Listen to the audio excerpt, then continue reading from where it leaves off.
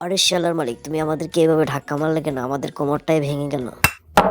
আরে শালার মালিক, তুমি কখনই শুধরবে না। এই ছোট ছোট বাচ্চাদের থেকে হাঁড়ি পাতিলগুলো চুরি করে নিয়ে আসছো, তাই না? আরে শালার মালিক, তোমার কাজই হলো আজকে আমাদেরকে ভালো করে গোসল করার, সাবানও দিয়ে, বুঝছো? আরে আরে আরে মালিক, কি করতেছে? একটু আস্তে আস্তে করে বিচিটা বের করো, নাহলে তো আমি ফেটে যাবো। আরে শালার মালিক, আমাকে 2 ভাগ করেও শান্তি হয় না, এখন আমাকে ছুরি দিয়ে টুকরো টুকরো করতেছো, হ্যাঁ? আরে মালিক, একবার শুধু সুইচটা দাও না, দেখো না, একবার চাটনি বানিয়ে দেবো শালা। আরে মালিক, আমাকে দিয়ে আবার তোমার কি কাজ বাকি আছে, হ্যাঁ? আরে মালিক, নিশ্চয়ই তুমি আজকে আমাদের দিয়ে দই বানাবে, তাই না? আরে মালিক, আর কি আছে, তাড়াতাড়ি দাও না, আমার তো আর তর সহ্য হচ্ছে না।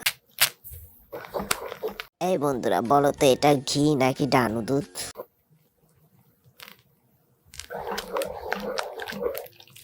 হ্যাঁ বন্ধুরা, তোমরা নেক্সট পার্ট দেখতে চাইলে এখনই কমেন্টের মাধ্যমে জানিয়ে যাও।